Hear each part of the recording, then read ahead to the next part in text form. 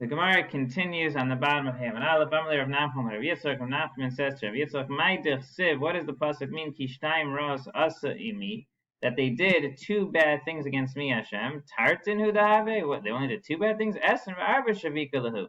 They abandoned 24. Rashi says the reference to the 24 books of the Torah. They did a lot more than two things.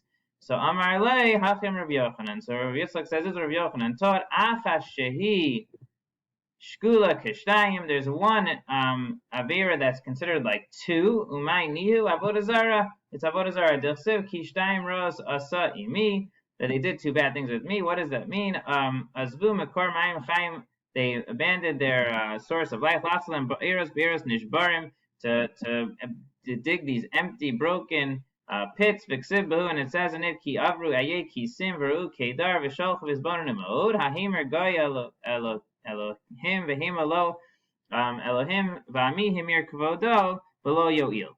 Right, so the pasuk says also that they went to the Kisim and they saw the people from Kedar also, and they looked at them, and it says, do the nations abandon their gods, which aren't even really gods? And my nation, Vami Himir Kvodo, they abandoned they rebel and they abandoned against my honor. Below Yolin doesn't help them. What does this mean?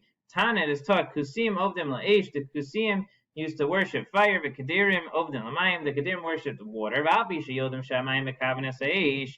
And even though they know that water extinguishes fire, which means it doesn't make sense to worship the fire if water can extinguish it, lo emir Elohehem. They never abandoned their gods. I mean, they were faithful to their gods, even though they knew in their minds it didn't really make sense. Va'ami, but my nation, the Jewish people, hemir kavodi below yoil. They abandoned me, even though I have all the strength in the world, and doesn't benefit them to abandon me. That's what's going on. And these psukim and the two sins again that are considered are one is the sin of avodah zarah, which is really the big sin.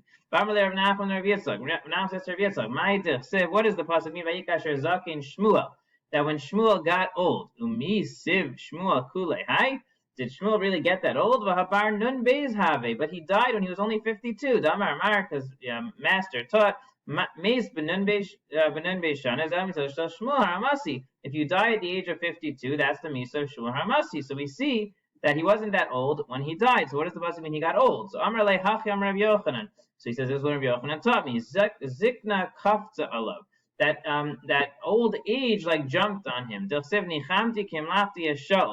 Hashem says to Shmuel, the Navi, I regret making Shaul the king. Amar lefanav. So Shmuel says back, Ribbono shel olam, shakal tani k'Moshe v'Aaron, Dilsiv Moshe v'Aaron b'kol hanavi Shmuel v'prei Shemo. You made me equal, Shakal, you made me equal to Moshe Aaron, as the pasuk says that Moshe and Aaron in his Cohen and Shmuel when he called his name. So Ma Moshe Aaron labat l'masei deim v'chayim, just like Moshe and Aaron, you weren't negating their actions in their lifetime. Afani lo yisbat l'masei adav v'chayai. How can you, Hashem, while I'm still here, while I'm still around, how can you take away Shaul, who is the king that I anointed?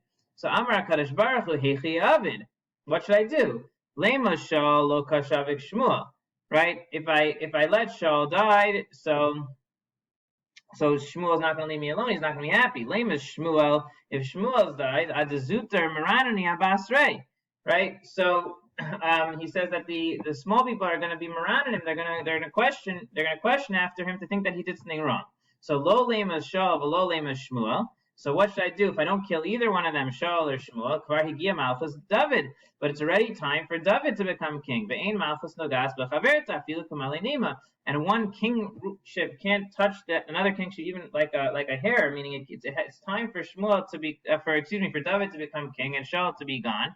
But I don't know what to do. I can't kill Shaul because Shmuel's be mad at me. I can't kill Shmuel because why would he kill him? They're going to say he must have done something wrong. So I don't know what to do. So Amar HaKadosh Baruch Hu, what's the HaKadosh Baruch Hu's solution? Ikvitz alav zikna. I'm going to make Shaul seem very old. I'm going to make Shmuel seem very old. Hainu Dilsiv V'Shaul Yoshe b'Giv'ah Tachas ha'Eishel b'Rama. Right? So he's going to sit in Giv'ah under the Eishel and Rama. So V'Himayin Giv'ah Eitzel Rama. What's the connection between Giv'ah and Rama? Elamar Lacha Mi Garam L'Shaul Sheyoshe b'Giv'ah. Who caused Shaul to sit in Giv'ah Shtei Shanim U'Mechza for an extra 2.5 years? Tfilaso Shel Shmuel Haramasi. It was the Tfilah of Shmuel Haramasi who didn't want to see him dying his lifetime. I asked the Gemara, "Mi midchi gavre kame gavra? Do we really push aside one person for another person?"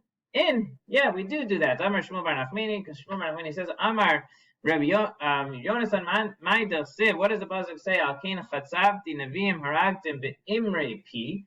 That I killed the neviim beimrei pi with the words of my mouth. But Maaseim lo nemar. The pasuk doesn't say that he killed them because of their actions. Ela beimrei pi, because the Kadosh Baruch Hu wanted it to. Alma milchi gavra mikame gavra. Period. So we see that Kadosh Baruch Hu does push aside one man for another. That does take place. And that's the end of that conversation. When it means Shmuel got old, Hashem made Shmuel look older than he really was, in order that when he died, people wouldn't be questioning.